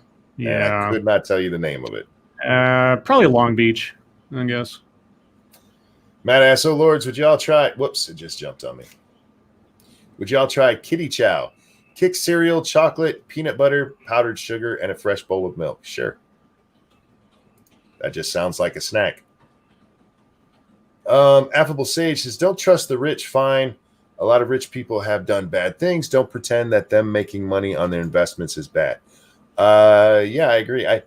I don't think, look, if people don't like Bezos for whatever reason, like Undoom didn't like him, I don't know why. That's you should probably ask him that when he does a stream sometime. But as far as the money he's made with the pandemic, he didn't do anything to illegally or unscrupulously that money. You just happen to be at the top of a company that delivers stuff at a time where everybody can't leave their homes. So it's just one of those things. Bob Potato says, how's the ACLU, a private organization, being allowed to basically decide law? That's a great question. Yep. They're not a governmental agency. Never have been. So I don't understand why they get to be it's sort of like deferring what constitutes a hate group to the SPLC. It's like, yeah, what are you talking about? Yeah. Look, the SPLC, they can go, hey, we think this is a hate group. That's fine. But once it carries the weight of law, that's wrong. Yeah. And this would carry the weight of law. That's no. I don't mind if the ACLU wants to go out there and say, we think that's a reporter. That's your fucking opinion. But when they're the ones who are allowed to decide it, yeah, that's wrong. That's absolutely asinine. The whole thing is a free and open press. It not the ACLU decides what the press is. I'm so pissed off reading that. When I read that story, I was like, you've got to be fucking kidding me. A fucking federal judge said this? That's absolutely stupid. By the way, he's the same federal judge who issued a thing saying you cannot arrest the press. Okay. The press is caught doing something illegal, like, I'm press. Yeah. What could go wrong? Jim asks, which news organization do you think will sue to get access to the GOP convention, saying that it's because all others were open? This one must be. I could see several of them going in together. That's what usually happens in something like this. But they're going to lose because it's a private organization. The Supreme Court has already decided this. Yeah. They have no legal reason to be in there. And again, if I would like the press to be in there if this wasn't going to be live streamed, I'd like to, have a record of it. If it's being live streamed, there's no fucking reason for them to be there. Well, portions will be live streamed, so I don't know what that means exactly. Probably the same portions that we would have seen on, whatever nightly newscast it's been on before. Yeah. The speeches, and then the actual nomination. Right. Myra has a really good caramel apple pie. Every time I've tried caramel apple pie, that it's just too sweet. It sounds great, but it's just too sweet. I like just a nice Dutch apple, or just a nice. What's a regular apple pie called? Just a regular apple pie. Apple pie. Yeah. And with just a small scoop of ice cream on, because it does actually take away some of that sugary taste from it. You can't do that with a caramel apple pie. That shit will give you diabetes. Trust me. Lords of Night, fine. I'll get back to my usual questions. For $1 million, would you eat your own puke? No. Why? What was your? I answered your question. You asked the same one twice. It actually says bourbon ice vitum. I don't know what that is. or G&T snow cone. I don't know. I getting drunk on weird things isn't my thing. Hey, either of you gonna get drunk on something weird or eat your own vomit? Nope. There you go. Satsu, have you ever played or have you ever had star fruit? No, I've seen it, but I don't, or have I? No, I've had dragon fruit before. I've never had star fruit. The hell is star fruit? It's literally just fruit shaped like a star. I think it's a melon Oh, of some sort. I could All be right. wrong about that. no, Dom, you don't have to apologize for your typos. I'm just not sure what you were saying there. Did I get it right? Was I guessing right with the iced tea? He says, sorry for my typos. My site's fucked up. You don't have to be sorry for your typos. Just sometimes I can't tell what's trying to be said. Mug, did your son fill a bowl and change your litter box? Yes. Right. Mug, or all of us. Apple slices cooked in caramel sauce with brown sugar crumble topped with vanilla ice cream is awesome. Sounds too sweet. I've had that before, something very similar. It's it depends on how it's prepared, but yeah, it can be too sweet, but it can be really good if done right. Yeah, anytime I like caramel apples, but I have not liked anything that's a caramel apple thing. It's always just too much. I'm the diabetic talking. Is Satsu high right now? No, On life, maybe. A biopic is being made about you. Who are the director and star? Me. a biopic. Well, that would be also like a dramatized version of my life or a documentary. I'm guessing dramatized. Oh, okay.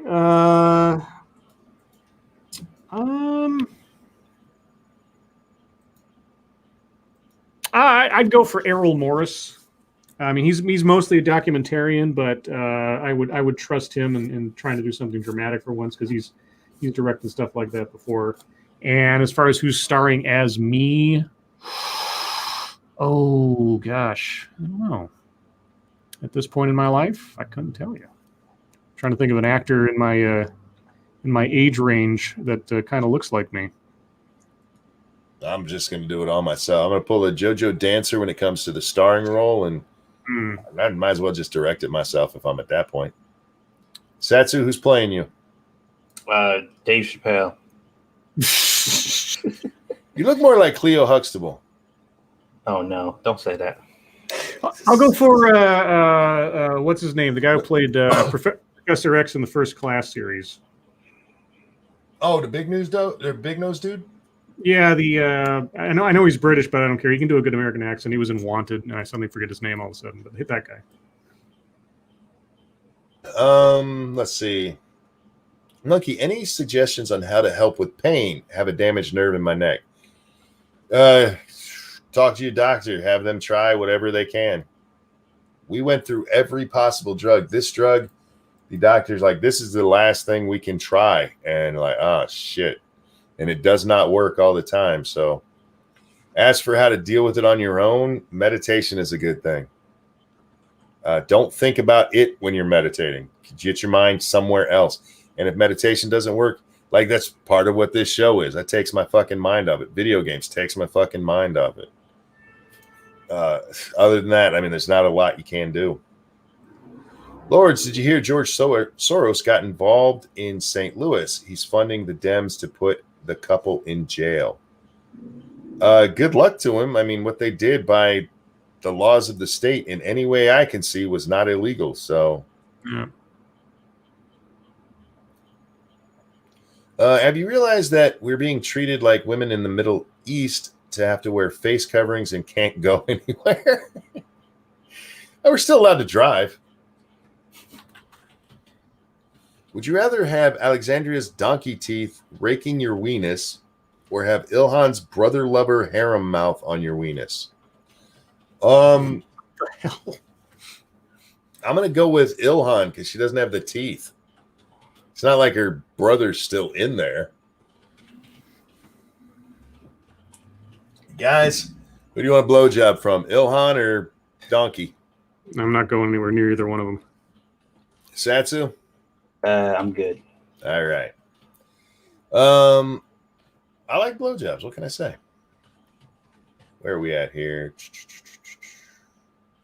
All right, it jumped. Sorry, guys. Do y'all think the Dems will try to do video debates so they can mute or cut technical difficulty Trump video feeds to Mike or to make Joe look better? No.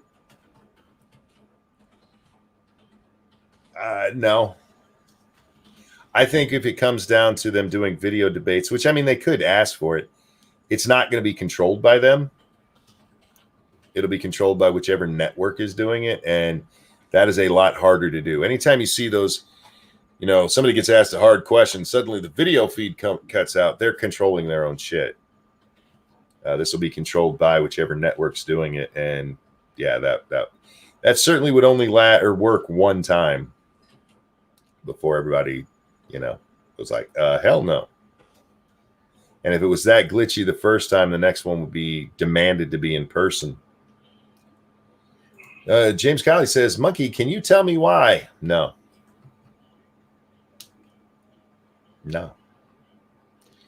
Nuts asked, who asked that? Which thing? Daniel asked, a Karen threw her coffee on a guy not wearing a mask. They scuffle and Karen's boyfriend gets hit and bloodied. Should she get punched? If she threw her coffee on a guy not wearing a mask and he punched her for it, I wouldn't have a problem with that. She assaulted him first. And coffee can burn the fuck out of you. Don't play man games if you don't want man results.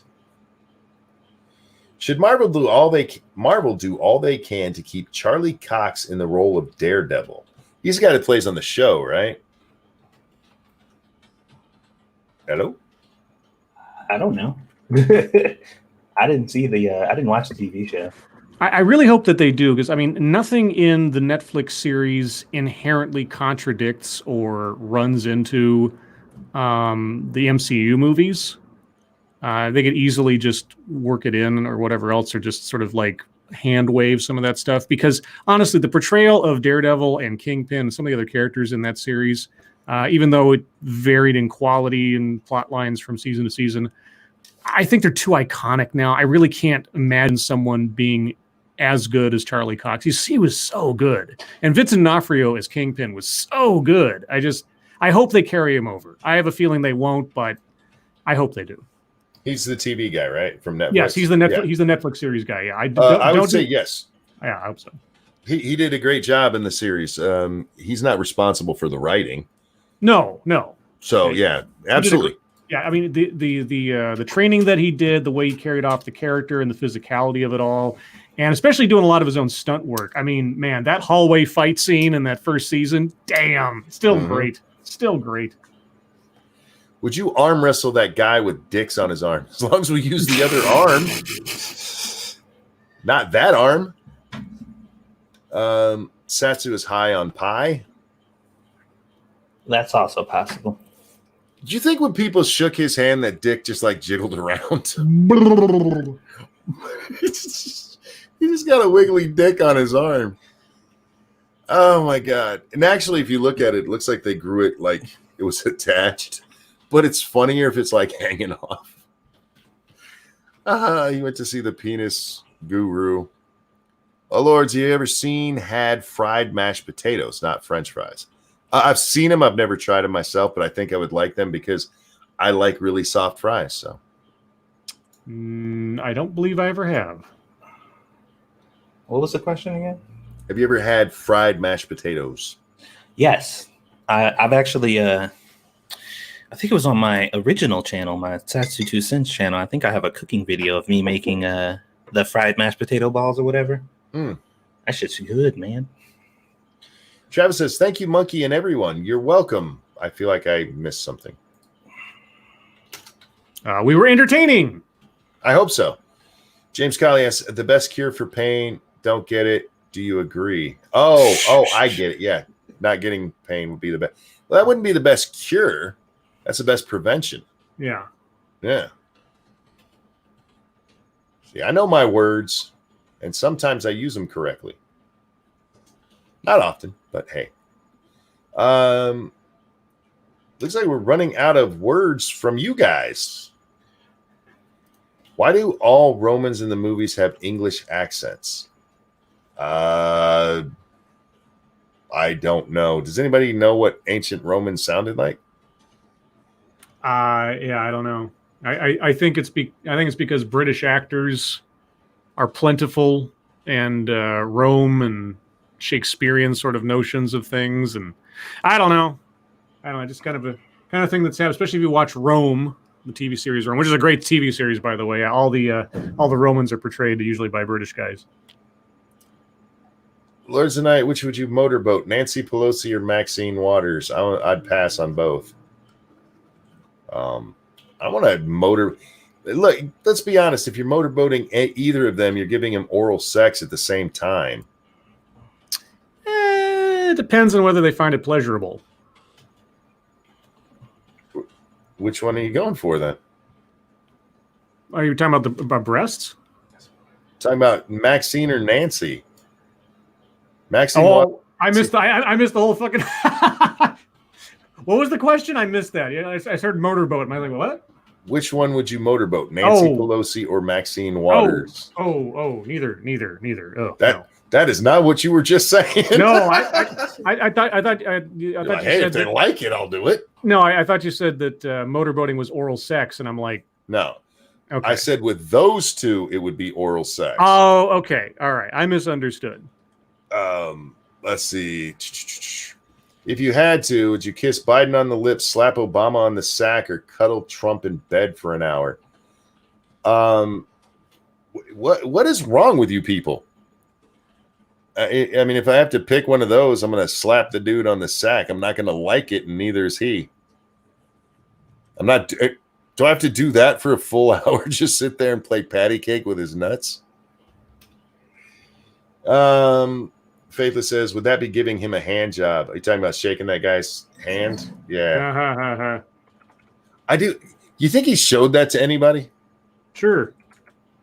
Here, check it out. This is my new dick. I grew it myself.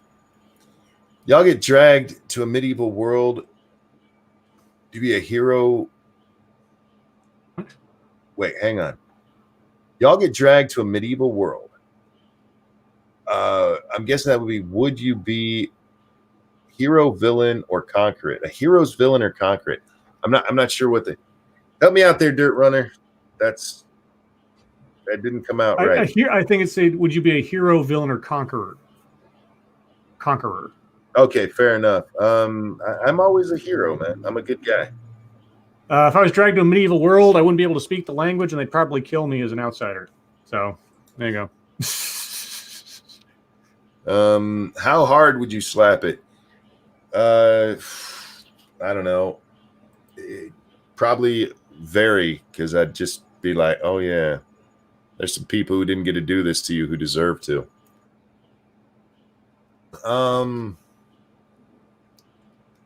Don't forget to come watch us over on 2 Cents Plus. We'll be over there in just a few minutes.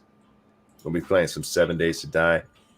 Dang it, Monkey. It sounded like you were closing the stream 20 minutes ago, so I left. What are you still doing here? Shark, this show has been on for, what, 3 years? Well, we started 2017. So yeah. January of 2017. Yeah. So 3+ years.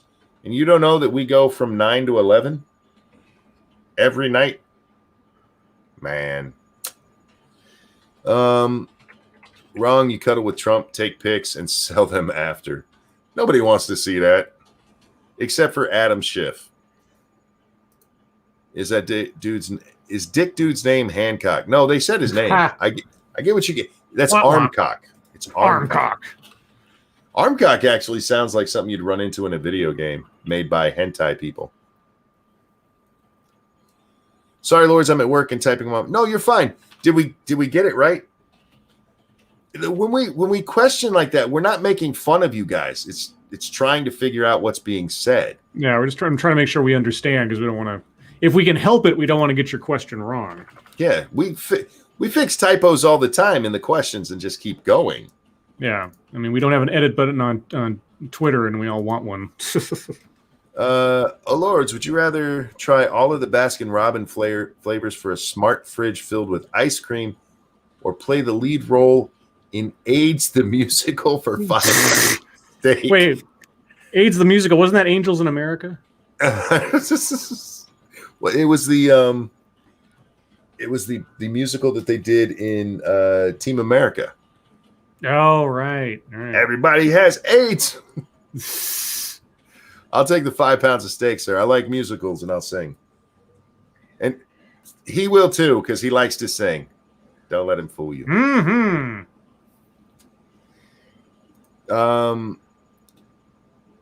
By the time we wrap this up, it'll be the end of the show. So I'd like to thank Undoomed, who's no longer here. He's just not with us. He's the guy that's right Who's here. no longer with us. Well, no. He's on the planet still. He's alive and doing well, but he had to leave early. But thank him for coming and hanging out with us tonight. Mm-hmm. Chat, thank you guys for coming and hanging out. Thank you so much for the donations. You guys are so very generous, and I really do appreciate it. Scribbles, anything coming up? I may be doing a TEDx tomorrow. Not sure yet. It depends if I hear back from a potential tandem guest. So we'll see. Cool. Remember, guys, links for all of us, Twitter and our different channels here on the YouTubes are linked below. Make sure you follow. Me and Satsu are going over to 2 Cents Plus now to go play some 7 Days to Die. And so, yeah, we got to go away. Chat, thanks for joining us. Satsu, Scribe, a pleasure as always, gentlemen. Mm-hmm. Everybody, have a nice night. We'll see you next time. Bye, guys. Bye. You're live.